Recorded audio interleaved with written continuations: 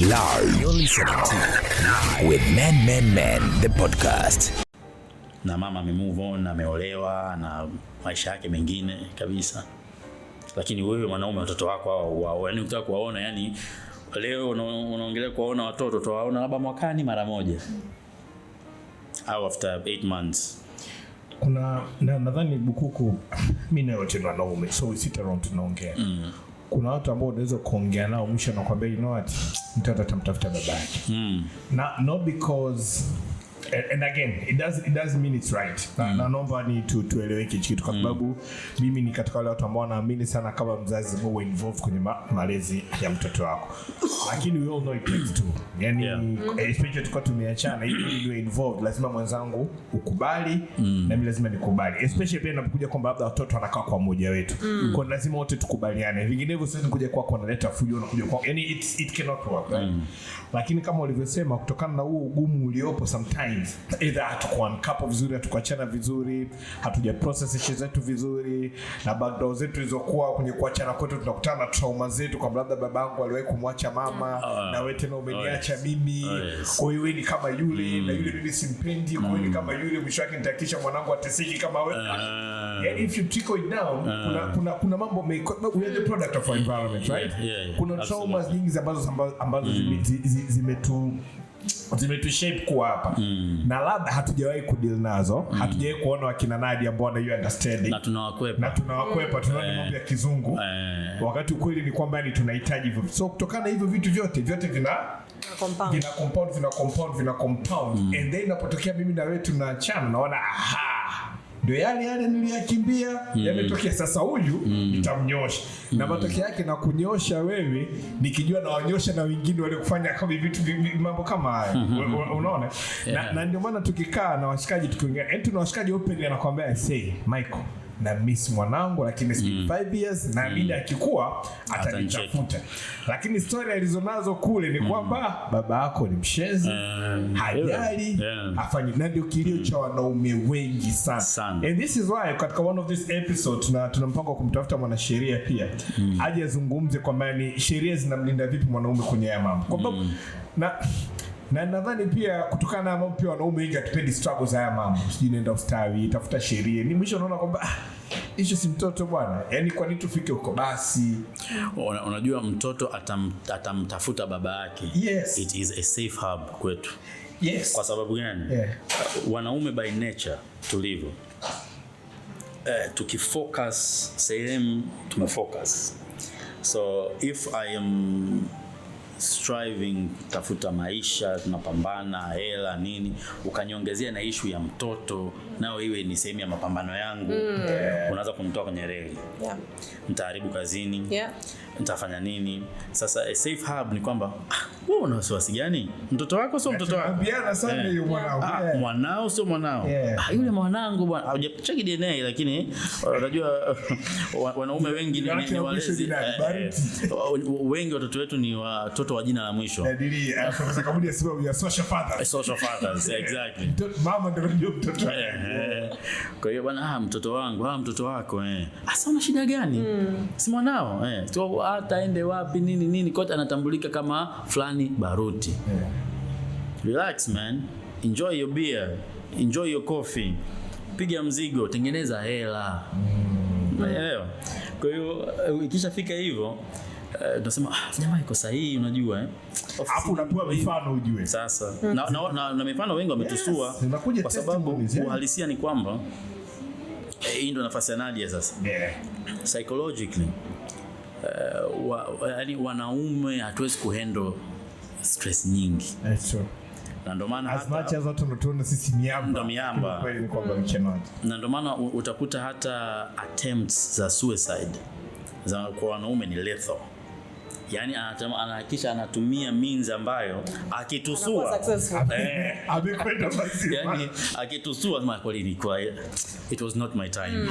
Yani hii ngoma imepiga hapa imepasua huku afu nipo. Acha niishi tu. Unaona tofauti na wanawake wengi wana survive. Ni rahisi kwa why na kwa nani? Kwa sababu sisi as much as we think we are very strong but we are very weak mentally. very weak. Na ndo pale ninaposema kwamba it is easy to tap a beast in a man. Jamaa unamjuaga mpole unajua kusikia mambo yake unasema mama yangu huyu kafanya hivi. Basi atakuwa alichokozwa kweli. Na kweli mwanamume akichokozwa anakuwa lethal. Is a weapon ambayo iko ndani inasubiri kuwa unleashed. Bahati mbaya kwa sababu ya social construct wanawake wengi nipige kama mwanaume kweli nipige nikapa kazima ushaza nipige kama mwanaume kweli nipige sasa na wanaume tena yote wanaume wangu pia which is still not right lakini ni tunamsaidiaje mwanaume huyu ndani that's another topic for another day. It's deep. But yeah, all of this ni behavioral aspects ambazo yani ni kama I don't know which episode but tuliongea how often tunaona especially for women where the ability to observe and know how to how to use our observations negatively. I believe yani the time, the era, miaka tuliopo ndani, yani the life we're living now, there's a lot more of using that information negatively than positively. Kwa sababu if you are able to observe and know who I know how to nanili, if I question Michael's manhood, najua hapo naweza yani kama he will start to see red and they do it. Wakati that's very important information. Okay, I hear you now. You know that I know this is the area, if I use this itaenda kumchanganya na we won't have a fruitful discussion or conversation or argument. Nadia anatupa siri za ndani leo. To be honest, I've never looked at it that way. Man, that's deep. It is. Yeah. You know, because that is important information. Because mimi nikijua nikisema hivi ninaenda kumvuruga Michael. Kwa nini nitumie? Au ni yangu na kumvuruga mtu. Do you understand? Lakini ukiangalia nowadays watu wengi, it's like we use this information that we have which is extremely valuable kwa ubaya. Yeah. Na ndio maana nasema muda mwingi inabidi mjiassess kwa relationship, kwa sababu kama mimi nikitumia kwa ubaya, je, nampenda Michael na nataka hii ndoa ama vipi yani? Kwa mfano, najua hapa naenda kumvuruga, ama naenda kuitumia. Haya mahusiano yajenga au yabomoa? Natafuta nini yani kwa mfano? Hapo ukitumia hiyo kauli bado unataka mahusiano yaende. You know, ni kujidanganya mwenyewe. You are being very kind of what's the word? You're in denial. Kwamba mimi hapa nimeshachoka, mimi mwenyewe nimeshachoka, lakini it is my ego. Siwezi kwenda mimi wakasema nadi ameachika. Siwezi mimi niende nikahangaike mtaani. Huyu Michael tumejenga wote hizi pesa na mimi zangu. Right? I am in denial. And that's why I'm here. I'm sticking into this relationship. Kumbe come on, the reasoning zote is external. Watu, material. That's it. It's not about you and Michael. It's not about me and Michael. It is about everything around us. Na ndio maana mtu would use the valuable data and information kwa ubaya. For distraction. Yeah. Because you're just destroying. Man, I imagine I question you that. Hata if there was love, inapungua. Of course. I come again, inapungua. I come again, inapungua. Inaendelea kupungua. We're not building. We're just creating hostility mpaka we get to a point kwamba hiyo kamba inakatika yenyewe, and we are living in a house like we are cousins or we are neighbors or we are whatever that it is that we are. Our children tunawavuruga pia kama hivyo, kusema maneno to a child ili kind of kupin against the other partner. Yote kwa sababu of our own bitterness na own denial. Lakini pia kikubwa kile cha society yani the generations tunayojenga as wana define love. Exactly. Wanavyowaona vile. How you interact. Wanajifunza jinsi ya mahusiano kutoka kwa wazazi. Sasa kama wazazi kila siku mundani tunagombana, sisi hatuelewani, tunalala vyumba tofauti. Huyu mtoto unamjengea kisaikolojia what is a marriage, what is a relationship. What do they go look for? unaenda unamharibia naye maisha yake, because relationship ni kitu cha furaha. I mean that is your safe haven. If I get home I want to be able to remove all my my skin, all my clothing, all my masks zinavuka pale pap, and I can be extremely naked in the whole sense, not just physically, kwa sababu najua this is my safe space. Right? It's Mungu afu your partner. Absolutely. You know? So now if we're doing that and we're teaching kids kwamba ndoa is hostility and you must just stick to it because of society, tunaendelea kuvuruga tu. I don't know what the future will unveil, but to be a mess. Kuna siku Idris Sultan he tweeted something akasema kwamba ni wakati nakuwa something around the lines of wakati nakuwa niliambiwa mambo mengi sana kuhusu mzee. Mpaka nilivyokuwa mkubwa na kuanza kuzungumza na mzee ndio nikaelewa saidi yake ya story, perception yangu kwa mzee ikabadilika. And then kuna siku pia nilikuwa na conversation na Ben Pua, I hope we'll get him to the podcast one of these days. Na alizungumza the same thing kwamba kuna siku alikuwa anasafiri na mzee wake kwenye gari na Dodoma. It was just two of them. So anakwambia ni ili safari ni ndefu sana. Hawakusikiliza muziki hata sehemu moja. Ilikuwa kipindi walizima muziki and then akawa anamuuliza baba yake maswali ambayo vitu alikuwa anavijua na vitu hivyo visikia. And then side ya story ya baba yake ilikuwa completely different kutokana na namna ambavyo labda amekuwa anafahamu na vitu. Maybe one of these days akiwa willing na comfortable kuja kuzungumza we can do that.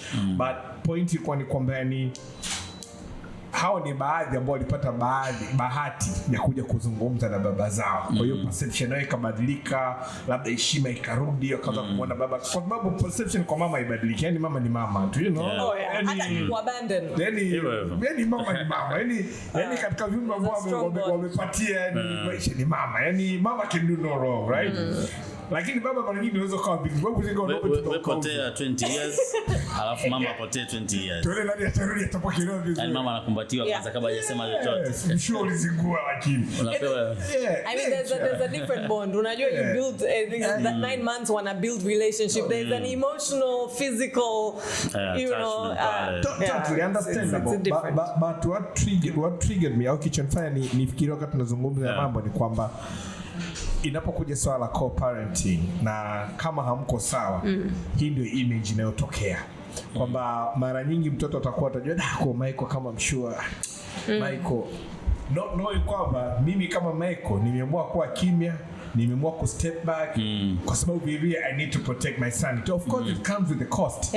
Cost kutokumuona mtoto, kutokuwa involved kwenye maisha and we know a lot of men ambao wako hivyo. Yani kiasi kwamba tulikuta wanaume ambao wamefanikiwa ku co-parent na mambo yanaenda vizuri siku hizi tunawashangaa kwamba mpaka tunaweza kasha kwamba utakuwa unapasha kiporo. Yani lazima tu kwa sababu we cannot comprehend that na it is based on examples ambazo zimetuzunguka na washikaji ambao tukianao tunasikiliza struggles ambazo wanapitia. Na wewe Bukuku said kwamba kuna ile swala kwamba acha mtoto atakutafuta, it's a very common language among which is really really bad. Kwa sababu maana yake tunaelea jamii ambayo ya watoto ambao probably hawana bond na baba zao. Kwa hiyo wanakosa ile male guidance ambao we all need, whether ni mwanamke whether ni mwanaume mtoto kitu, we all need that male guidance kuweza kunavigate kwenye maisha. The same ambao tunahitaji guidance pia kutoka kwa mama. And for the women listening, kuna research and watching. Kuna research that is being conducted in prisons. In prisons. Okay. Watu wengi both wanawake na wanaume walikuwa in prisons are raised by a single mom.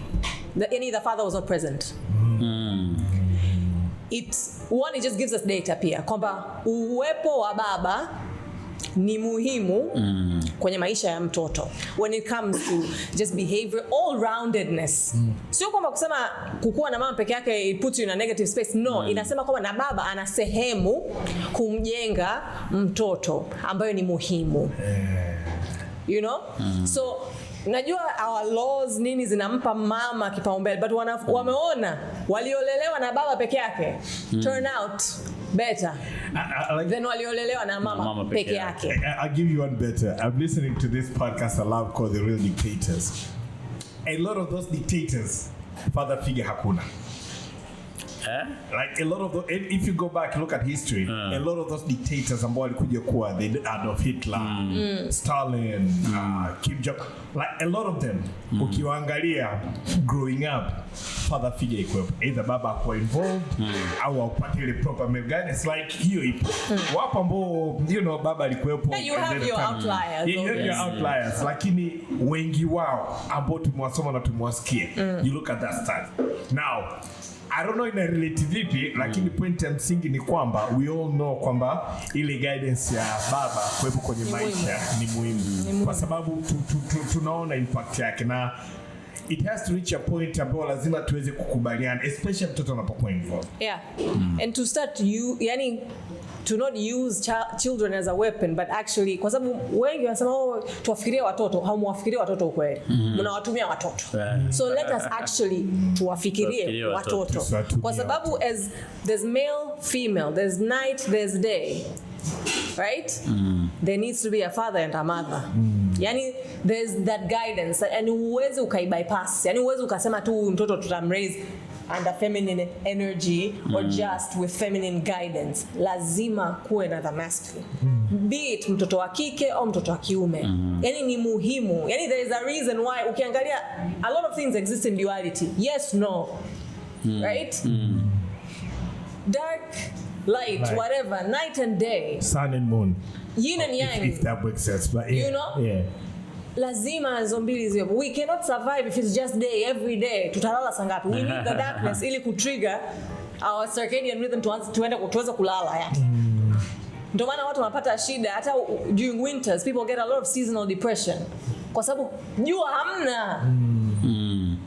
And wengine kama ni during summertime pia wanapata changamoto kwa sababu the night is short. So kuna uhitaji wa zote, na it's the same with parents. Unahitaji both your parents, or you need, obviously you have other households where unfortunately the parent has passed away, or both have passed away, or whatever. Sawa, lakini ile guidance, that figure, there is a person playing that role. There's the presence of that person. It is 1,000 times better when the actual parent is there. If they are alive, then even 1,000 times better. Kwa sababu ule mtoto tusiwaone hivi wana akili. They're very smart. Kwa sababu from a young age anaona babangu hayupo, inamaanisha afu watoto I must be bad. Ndio maana babangu hayupo. It's not babangu mbaya. Mimi Nadia, I am bad. That's why my father is not here. I am bad, ndio maana mamangu kaondoka. Mtoto afikirie mamangu mbaya. Hapana, ndio maana it's easy akirudi the embrace. You will be welcomed back. Kwa sababu alihisi mimi ndio nimefanya kitu kibaya, lazima I did something wrong, ndio maana nimeachwa na huyu mzazi, ndio maana ameondoka. Ndio maana it's easier kuembrace ukirudi. Right? And it's only in adulthood that tunaanza sasa kuform hizi perceptions kwamba kwa sababu yale maneno yamesemwa sana unaanza kumchukia, lakini kule kwenye foundation umeshajijengea, na ndio maana wanapata shida sana when it comes to relationship. Ile kuamini kwamba huyu kweli ananipenda, kwa sababu my primary attachment aliniacha because I'm bad. Wewe utanipendaje? Matokeo yake wanasafa wakubwa watakuconnect na uhusiano na huyo. Exactly. Trauma. Yes. Yeah. Bukuku. It's a long conversation. I don't know when you're like, I mean, we can always pick this conversation up na kuja kuendelea na, but we've talked about consciously uncoupling. We've talked about co-parenting. We've tried to blend these two, and then kuna mambo mengine mengi in between. If there's one thing ambacho unataka people to take from this, through all this tulichoongea, nitakwambia forget everything. There's a few things I want you guys to pick from this episode or from this conversation that we've had. What would that be from you? Itakuwa nini? Usikimbilie mahusiano. Usikimbilie ndoa. Tuache kuambia watu mbona hujaoa. Kabisa. Kwa sababu pale ndo ambapo tumeongelea society, tumeongelea community, tumeongelea kila kitu, mnaanza pale whether kujenga au kubomoa. So ukimpenda sababu ana shape kali, ukae pale utabana na bonge la demu, lakini actually hamna vile vitu vinavyo bind nyinyi. Nadia ameviongelea, nadhani kama ambaye hajamuelewa atupishe hapa duniani aende Mars. For real. Yani Nadia amegusa katika kila engo ya jinsi gani wewe ujitafute ili uweze kumpata mtu ambaye mna match. So it begins with you. She put it very very open na kwa lugha nyepesi kabisa. Ukijijua interest zako, yani interest zako hazita match na shape yake. Umeona, inawezekana ambaye mna match ule uono ni yule ambaye sasa tumeongelea dentist hapa. Yule ambaye kabla hajacheka unahisi kama tayari ameshakuchekea. Sasa na wale wanakwambia jamaa alikuwa na pisi kali lakini ndio kaoa pale. Exactly. Hivyo. That's what it means. Yeah, so ili tuweze kujijenga kama nchi, kama society, kama family. Tutafutane ambao tujuane kwanza sisi wenyewe, tutafutane kwamba tunajenga kitu kimoja. Au wewe unaona Lamborghinis and Louis Vuitton bags, mimi naona apartments and mashamba and sababu wakati unataka Louis Vuitton bag la milioni 20, mimi nakwambia kuna shamba la milioni 20 huko. Tuwezi kuongea lugha moja. Unaenda kushoto na kulia. Kwa akatokea msela pale akasema no, take this as a gift. Yeah, it's a Louis Vuitton bag. Utaanza kunionaje mimi? Wewe shamba imekula kwako. Wewe shamba imekula kwako.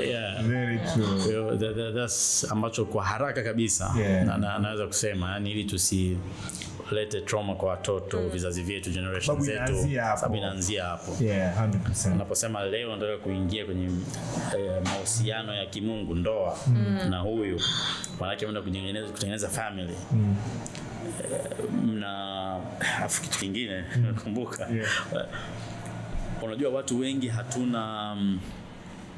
hatuna njia za kutatua matatizo yetu. Hatuna. Unajua kuna watu ambao wameshajielewa, wakishaingia kwenye friction, kila mtu ana kona yake. Unajua kwanza tuka cool off. First thing, kuna kuta hata kama wako kwenye public, huko anaowajua anasema ni wacheni. Hapa dem nakuta wako nje wamekaa wanaongea. Unajua dada zetu. Unapigwa zile na wewe ushajua cool down, unajua mwenzangu yuko hivi. Mna solve. Lakini mahusiano, sababu hiyo itakuwa tofauti kwa person, I mean relation to relationship. Nyinyi mkiwa mna conflict, mna deal vipi na issue zenu? How do you solve your kwa sababu pale ndo unapohitaji ku lower your ego, unahitaji ku balance things out. Are you willing to balance things out? Nadia alisema anawapa roadmap ile, alafu wao wakatafuta recipe pale, wakatafuta catalyst. Either is the catalyst kufanya the fire to burn au ikazima. Umeona? Sasa ku burn au kuzima, yani sio jambo la kwamba wote endelee kwa katika status ile. No, you have to level up. So find the right partner. Lakini ukimpata right partner pia, sababu conflicts zipo. Mjifunze jinsi ya kutatua matatizo yenu. Whether mmealeta wenyewe au katokea mtu huko akawaletea. That's a good one. Nadia, what would it be for you? What is one thing unataka watu kabisa watoke nacho hapa leo? To have conversations and to learn how to have them pia. Kwamba kama I think also in the same along the lines alivyosema kwamba when we do enter into a relationship, let's not just enter with all the butterflies. To embrace the butterflies, but pia tuzungumze important things, especially kwa maisha yetu ya leo, from finances to raising children. Yazungumzie yote. Don't just listen to the advice of your mother who lived in whatever era, because then it was a different time. Right? Today wanawake wamebadilika, wanaume wamebadilika, society imebadilika, hata wazazi wetu pia wanabadilika. Right? So sit down and have relevant conversations as you are having your butterflies, because when you pair the two, you strengthen it. Na hata mkaendelea na hayo mahusiano, ile ndo foundation mmeshaiset. So and that will help you. So hata mkifika kwenye point kwamba mnaona mapenzi yameshaisha, philosophy ipo, but the fire is not there, there will be respect. right? Kwa sababu mnaona okay, we see eye to eye, we would have loved to continue building this pamoja, lakini just mapenzi hayapo. It is easier to consciously uncouple when you are there, kwa sababu kuna a deep respect for one another, for the future that you would have liked to have, for the relationship. Lakini ni muhimu mkishai set ile foundation. Because inasaidia hata mkija kukaa mkazungumza jinsi ya kulea watoto, mlishazungumza. So hata baadaye mkaamua kuachana, tayari mna philosophy, so mna template, mna roadmap, mna Bible ya kuwasaidia kuendelea. Right? And to use that, I think ni muhimu sana. Anything, whatever we start will determine how it also ends. 100%. So ukianza tu na emotions, ita end na emotions. And the emotions that you start with and end with, they're very different. Either they are very end of the spectrum, they are very positive, either they are very negative. Chaguni wako. That's a good one. Guys, Bukuku. Thank you, my guy. Pleasure. Marashi. Watu wanataka kunukia. Yeah. By the way, mnanili mpaka kabla rainbow bado, Rainbow kama unatokea Kawe, kuna building ya ghorofa moja kabla ya oil complex station upande wa kulia. Jamani, Bukuku anauza perfume nzuri sana. Yani shebe cologne. Unaweza ukaliza tunataka perfume au cologne? It depends uko wapi. Asante. Niko Tanzania. Ukiwa Marekani, cologne to them ni perfume yoyote ya kiume. Okay. Ukiongelea parfum inakuwa na more, not perfume. Parfum. Yeah, it's parfum. Leo haki ya it's parfum, not perfume, guys. Parfum. Future perfume. No, it's parfum. Wewe anakuambia niletee perfume. Utakuta mwanaume bana niletee perfume bana ukisafiri. Hapo mtaenda Marekani. Kwa perfume ya kike. Hapo mtagombana. Tuelewe na ignorance yetu. Tuchukulie kama tulivyo. Ndio bongo hao. So kama unataka kunukia this is your guy. Ana page yake pia Instagram. Una special page kwa ajili ya perfume. Kwa ajili ya perfume. Na najua unafanya review pia. Nafanya review ya fragrance, fragrances kibao. Kwa hiyo ukinitafuta nitakuelekeza kwenye page yake. Haina neno kabisa, but my guy, thank you for coming. Pleasure is all mine. I hope kwa mwanaume ambaye anatusikiliza na atanadhili leo, I hope kuna maamuzi ambayo atayafanya. I hope, and that is one thing ambacho we are really praying for, kwamba atatusikiliza na ataona kwamba you know what, kuna kitu ambacho naweza nikakifanya kwa ajili ya kuendeleza kuokoa mahusiano yangu au either na mwenzangu au namna ya kujenga mahusiano yangu na mtoto wangu. Kwa hiyo yakikushinda sana, mtafute Nadia @mindmatterstill Twitter, @mindmatterstill Instagram. There's a link kwenye bio yake. Moja kwa moja utaenda kwenye website yake. Of course kuna form pale waga zipo. Na kuna maswali kama questionnaire, I would like to think ambayo majibu utakavyojibu itakuwa rahisi kujua kama anaanzia na wewe katika level gani. So kama vile mnataka kuachana lakini mnaona kama hamjipa kuanzia, anaweza akasaidia mkaachana kwa amani, mkakubaliana mnalia vipi mtoto. Lakini pia sija sana, lakini pia kama mnataka kujenga mahusiano kidogo, mambo sio mambo, ongeeni naye pia. Inawezekana kama alivyosema kwamba moshi bado upo, sparks zipo, moto kipepea kidogo, mambo yanaweza kana. Of course sisi hapa kama watu ambao tuna create podcast, we always root for families. Kwa kama kuna namna ambapo familia zinaweza zikajengwa, na especially we interested kwa mwanaume zaidi, kwa kama kuna role ambayo mwanaume anaweza ukaplay ku make sure kama umejenga familia yako vizuri, we are all for it. Sisi ni @MenThePodcast on Twitter, @MenThePodcast on Instagram and Facebook. Tuambie chochote tunataka kutuambia, we don't mind. Remember to subscribe kwenye YouTube channel yetu ni @MenThePodcast. Ukipita kwenye pages zetu, whether it's Instagram, whether it's Facebook, whether it's Twitter, TikTok too. I keep forgetting TikTok, but it's very addictive. I just realized. Thank God, nitamwachia mtu atusaidie kurani hiyo account because I'm too old to be addicted kwa TikTok. But then lakini kuna kwenye bio zetu kuna link on all places ambazo unaweza kupata our episode, kuanzia episode number 1 mpaka this episode number 75. Kwa hiyo nyingine zitakuwa kwenye audio, but now we are creating visual content. Kena kwenye YouTube channel there's a lot of visual content we'll be posting up. More will be coming. Go subscribe, and then naambia watu wengine pia wa subscribe. Ujumbe ni ule kwamba this is free gospel, guys. The only thing inachokuchaji ni bando yako tu. So sikiliza and then pick it up from there. So till next time, mimi naitwa Michael Baruti, Nadia Ahmed, our resident psychologist in the Men by Association. Welcome back. Thank you. I'm so happy that I came back for this conversation. Well, it's not like I planned it, I didn't even know. But you landed in it. But I'm really passionate about this conversation. I know. Live. You're listening to Live with Men, the podcast.